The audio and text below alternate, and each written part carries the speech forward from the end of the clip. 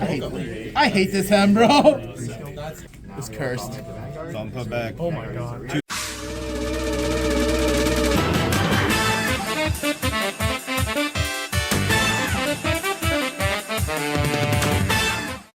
Hey everyone, this is Kerb and I bring you another standard match.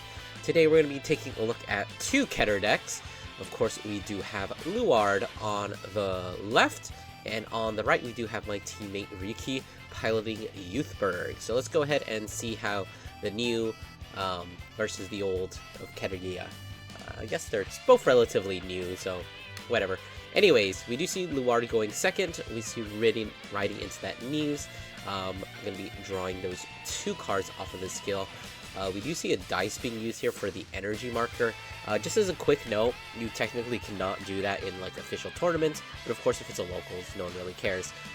Anyways, we see a Sergown as well as that other card that I don't remember the name of right now being called down, pushing 2 damage using the Sergown, their skill, to check the top 2 cards of the deck. Probably just going to be adding that Lluard so we can keep that critical trigger in the deck. And so that Lluard is definitely going to be serving a very nice purpose of being, you know, your first stride fodder. Since you are going second, that does mean you do have access to the first stride on your first grade 3 turn.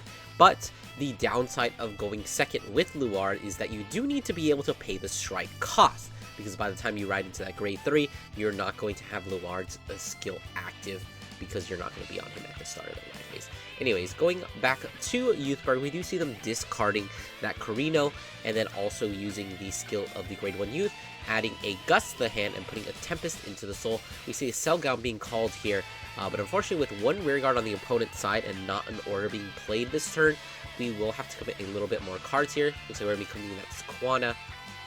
A little bit of an awkward place for Sequana. But, you know, she's usually behind the Vanguard, but we do what we need to endure to actually, you know, get that plus off that Sergown. We kind of guarantee a damage there with that 23k swing as we, you know, just basically draw a card and retire it. So just Sergown, once again, proving to be an insanely good card. Interestingly enough, we do see the Lluard being discarded here. I guess we're not really worried about, you know, striding, or maybe we forgot, or we don't know. But anyways, honestly, we probably should have kept that Lluard because it would have been a nice one-card one-card stride. Speaking of attacks, we do have the grade 1 who is actually no, I think it gets plus 2k at Ritual 3, and as you can see by the Ritual counter, we're actually only at Ritual 2, so the attack should not have hit. Additionally, we have the Morfessa who should also only be at Ritual 2, so it doesn't get an extra 5k. We did see a defensive trigger being hit there. We used the Sergown, and we're just going to be passing over to Youthberk. So a little bit of a couple mistakes there. I mean, usually Ritual 3 is live, but in the early game, you do have to take matters, you know, kind of get there. If we had discarded a grade 1 during that ride phase, we totally could have gotten just to Ritual 3 easily enough. Like if we had decided to discard that Sergown because we wanted more pressure. We have a ton of other grade 1s. If we just should have attacked a grade 1 there. Anyways, we have this Sequana just going to be taking out that grade 1 there. And then Vanguard's just going to be swinging in at the grade 2, I don't remember his name right now. We see a heal trigger being procced there, hitting into a defensive critical trigger, and Youthberk is going to be going into its RevolForm, and it looks like we are missing all 3, so this is going to be a Tempest turn, probably fishing for a grade 2 there to bot deck the Morfessa, but unfortunately we do not see it. We're going to be swinging for a 1 to pass, and it is not going to be hitting. So things not really looking the greatest for the Youthberk. We're still missing that last RevolForm in the soul. So honestly, Youthberk is going into this turn going into this game a turn behind. So it looks like we did actually discard a Maple for ride deck, which is normally a pretty good thing. But we're trying to use a Lluard skill, I think, here, but you cannot actually do that. You do have to hard stride if you go second. But looking at the cards in the Lluard player's hand, I think they just have triggers and 2 grade 1s, so they can actually not pay the stride cost, which is a huge misplay, I'd have to say, considering that you just can't stride here. Just like Youthberk kind of is behind a turn, you're also, as Lluard player, super behind in tempo here. Honestly, even if we had discarded the Lluard, we were still kind of safe because we had that Maple. We could have discarded Maple plus another grade 1 and Stride, but we got a little bit greedy there. We wanted to discard the Maple and then call it back off when we ride the Lluard. So we're not going to be able to do that. But you know what else you could have done? You could have discarded literally a trigger. You could have discarded the Maple and a grade 1 in order to Stride, and you still get the Maple because Maple procs on grade 3 or greater unit being placed on your Vanguard circle. So you could have had your cake and eat it too, but you know, if you just missequence things, then you're going to end up in a situation like this. Oh, and another thing that they technically still need to do is they need to proc the Leah Fall. Theoretically, you would want to Soul Blast the grade 1, you know, to increase your ritual count. But we're a ritual force, and that's pretty much it. You don't really need anything past that, unless you're with a Drag Strider. But you're kind of just going to get to Drag Strider naturally, just by doing what you need to do. Okay, so we've got a little bit of a cut there. We did kind of have a judge call because we weren't sure about the Lluard rulings. Anyways, we're going to be using the, is it Owl, or is that the, I don't know, whichever. The Owl is going to search out Lluard, which is not bad. We are at Ritual 5 here. We should be at Ritual 6, but we forgot the Leah Fall skill. So technically, next turn, well, not next turn, in 2 turns, we will be able to go for that Drag Strider and, you know, actually do things. Looks like we're going to be Energy Blasting 7 in order to draw a card there. And then, you know, we're just going to have to swing and pass, which is really bad for Lluard. We do have the Morfessa, who's a 15k attacker, so should be able to hit. That Maple currently can't hit, so that's a little bit of a problem, I suppose. And unfortunately, a lot of your cards are also, I'm just realizing, are GB locked. So, not really going to be the greatest. Going to be calling down a draw trigger here, I guess. Swing with the Maple for 14. I guess just trying to push some damage. I don't know if you really want to do that, though. Doesn't really seem like the best play. As we see the Lluard in. Lluard's just going to be PG'd. Interesting. I think we could have just, like, thrown down that 15k and done a 2 to pass. We've got this Morfessa. Blocking with another 15k shield. So we got a lot of cards out of hand there from Youthberk. So we'll have to see how Youthberk manages this. We'll go ahead and start off with a Persona Ride. So hopefully we can actually make that full blast. I mean, is it possible that we still haven't seen all of our pieces yet? That just seems a little unlikely. Anyways, proccing the Youthberk skill there, discarding the card and calling a Sequana, so we're looking to have a pretty good turn. What we do need is a couple Fergosas, as we do see one there. Going to be starting off with that Painkiller Angel. I think we do just need that Zest in the soul there, because we did actually RevolForm into the Tempest itself. But looks like we do also technically still need the Gust there. So we're just going to be putting that Gust in, maybe trying to high roll a little bit and call one off the top. I guess that makes a little bit of sense. But, you know, you do have the Fergosa that we saw earlier. Don't we have 2 Tempests in the Soul? I think, honestly, this is a little bit of misplay. You probably should just Soul Blast it out the Tempest. It's like we're going to search the deck, find nothing, and then probably just going to be putting the Zest from the drop into the Soul there.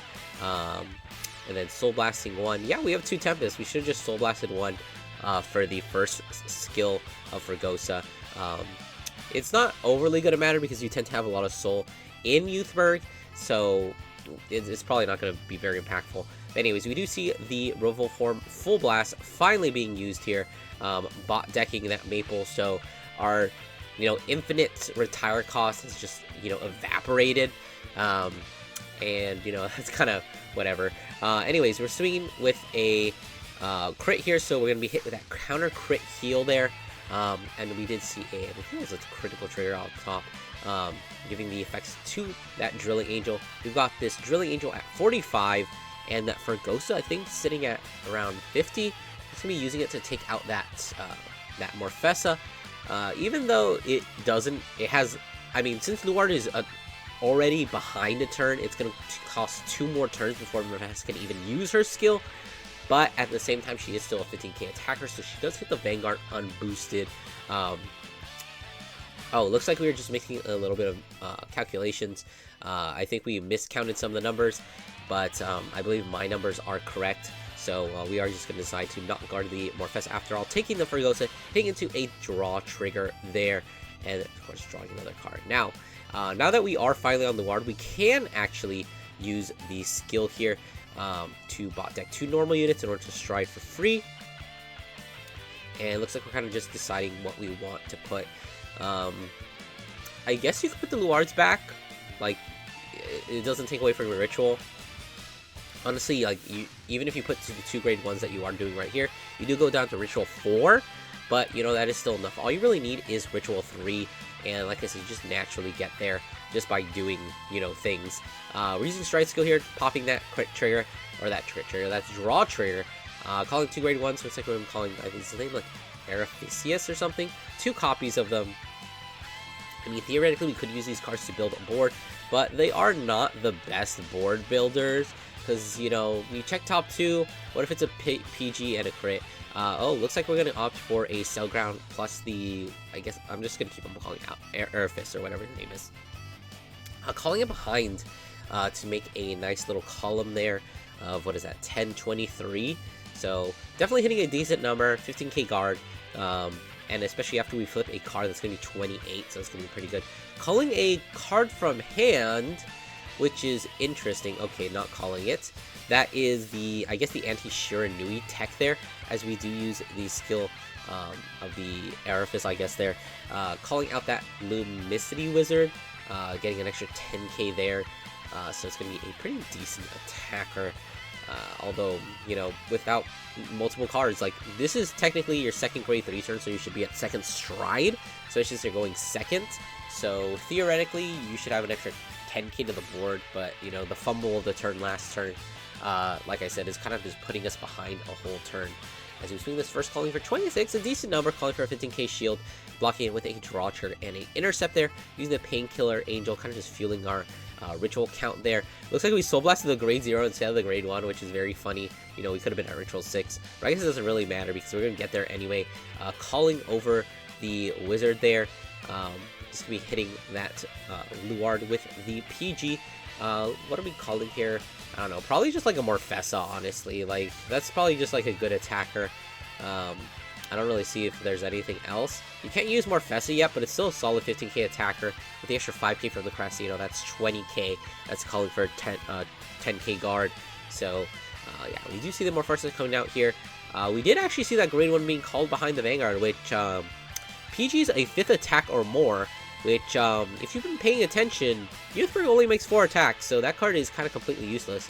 We see a triple drive there of triple blanks, including a, Falling Angel, Bracing Angel ladder, swinging this Eriphis, boosted by the Cell Gun for a very nice 28 magic number here, and going to be dealing that damage. Going to be proccing that Cell Gown effect, of course, and going to just put it in the drop zone, increase our ritual count, and then swinging this Morfessa for that 20k, going to be committing the 15k guard to block it, and that is the end of Luard's first stride turn. You see Youthberk starting off with yet another Persona right here, discarding a Full Blast to check the top 3 cards of the deck, deciding which one to call. Calling a Fergosa, very nice call off the top there. We can deck thin a little bit, Soul Blast out a RevolForm, which I don't know why we're Soul Blasting the grade 2. Like, you can Soul Blast anything for Fergosa's first cost. You just need to Soul Blast a non-RevolForm in order to draw a card. So, you're basically just getting rid of a good soul. But like I said, it doesn't really matter. Theoretically, what you do for Fergosa is you just Soul Blast one of the Youthberk RevolForms and then just put it back. We see another Sequana here, so we're looking for pretty much full combo here. The only thing we could be using is like maybe 2 boosters, but it is what it is. Those are still very strong attacks, especially under Persona Ride. As we do see the a critical trigger being gotten here, giving it to that leftmost Fergosa, another Full Blast. Gonna be checking which card we want to bot deck. That card is completely useless, so we're just gonna bot deck the Morfessa, swinging in with another RevolForm, 2 crit, 2 drive, calling down yet another PG. So that is 2 straight out of, you know, Lluard in a single turn. Getting a draw trigger here, giving it once again to that Fergosa with the critical, making it a total of 60k power at that Vanguard. So this is a lethal swing, so we do have to guard this. Like, that is going to be a lot of shield, especially since we haven't taken any damage. We don't have any defensives under our belt. So we're going for 45, that's 58, and then another 5k is going to make it 63 there. So the 50k shield for Card Guard in order to just live, as this other Fregosa is still going to be swinging for, I think, 40. Yeah, because the other one got 2 triggers, so minus 20k is just 40. Still a pretty decent number, but of course it is just 1 damage, and it turns out it's going to end up being like 0 damage because that next check is going to be a heal trigger. So that heal trigger is going to be keeping Lluard at 4, which is not necessarily the bad thing. It does leave Youthberk in heal range, so going into this next turn, putting 2 Cell Gowns back, and I think honestly, one thing, the important thing that I missed during that last turn, I believe we had a Luard in hand, and we discarded it for the PG cost, which, as you're seeing right now, is a huge misplay. Like, I feel, as we're doing all this, like, we're putting 2 Cell Gowns back, we're calling 2 Cell Gowns. Yeah, Cell Gown is a good card, don't get me wrong, but you know what else is a good card?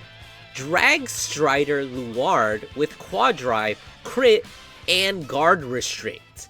And you had Ritual 7, no, you had Ritual 9, so even after you put things back, you still would have been able to, you know, get to Ritual 7. You call 2 more Rituals off this, you need 1 more Ritual card, and you have all the conditions for Drag Strider. The problem is, you discarded that Lluard because you forgot that Drag Strider is a card. Yeah, you see, we have 2 more Ritual cards in the hand there. If we just called 2 Ritual cards, we would have been able to, you know, go for it. And honestly, I think that if we had done that, we probably would have just finished. Like, I don't think we've seen Elementaria out of Ryuki yet, so there's the possibility we can just Elementaria it. But you kind of have to put an opponent on, you gotta have it. So you gotta go into Drag Strider on your second stride, and you just beat them in the face until they're dead. But, you know, we forgot about that, we didn't do it, so now we're in a pretty bad situation where we're a turn behind, and this is supposed to be our kill turn, but we didn't go for the right card, so things not looking great. So we are going to be doing our standard 4 attacks. You see Youthberk with still a ton of cards in hand, so it's not going to be that big of a threat. And we are at 4 damage, so we can totally afford to take a damage here. So it's not going to be that bad. As we do call a second Morfessa. Theoretically, we can use a second Morfessa, so we do have access to those 5 attacks. But we'll see if Youthberk can still take it. Like, you still have 1 more damage to take. PGing this Vanguard at 66. Flipping over an over trigger here, giving all the effects that newly called Morfessa, drawing a card, and then adding a PG back to the hand. Yeah, that's going to make things a little bit trickier.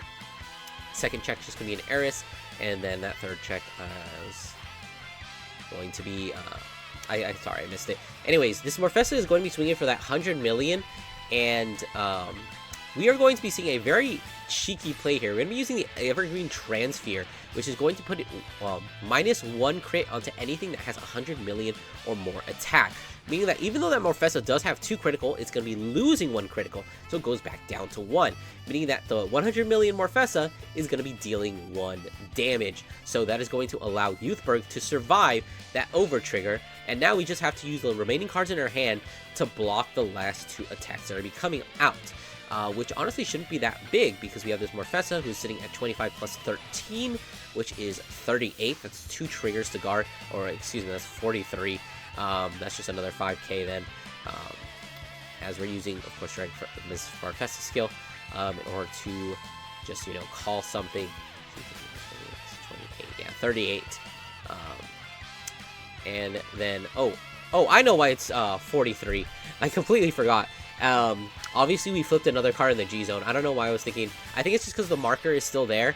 But of course, you see, we also forgot another thing. You saw Ryuki guarded for 43 when the attack was 43. Do you know why the attack was 43? It's because, you know, what's his face? Lluard flipped over another card in the G zone, which means all units get 15k power, which, you know, that little dial there still says 10k. So we completely forgot that it is actually plus 15. So that Morfessa is actually at 43, not 38. And that Lluard is actually at 28, not 23. But another misplay out of the Lluard player. you know, we forgot the extra 5k, and I don't know, is that going to cost us the match? Who knows? We'll see. But looks like we don't have another Persona ride there, but at the same time, I don't know. Honestly, things are not looking that great for Youthberk. We have, what is that, 6 cards left in deck, so we're getting close to deck out here, so this is kind of the final kill turn. As you know, you gotta do it. You gotta do what you gotta do, as we are just gonna be swinging that Vanguard for a clean 13. Gonna be doing a quick trigger check. So we've got, you can see, a couple of heals, a couple of draws. I think we've seen 2 draws already out. That's 3 draws, so we're not really at a risk of, you know, hitting a draw trigger. So it looks like we probably just have crits and heals left in deck of the remaining triggers that we do have in the deck. Of course, only being 6 cards. Probably a decent amount of them are actually still triggers. So we'll have to see how that ends up, you know, playing out against in this turn, especially with another Full Blast. Full Blast is still a pretty powerful card, and with still 6 cards there, you can still do the 3 drive checks. So we're going to be carrying a 15k, which is going to be a 2 to pass, and then a Morfessa there is going to make it a 3 to pass, and then another 5k is going to make it what's it, 3 to pass. But it isn't going to matter, as we see a over trigger being flipped there, putting everything on the Vanguard, and a critical trigger to put extra salt in the wound and dealing 3 damage and winning the game for Youthberk. Of course, the OT was only fair. You know, I guess he didn't have the transfer, so I guess transfer difference. Anyways, I hope you guys enjoyed that video. Don't forget to do those YouTube things, like, subscribe, and I'll see you guys in the next one.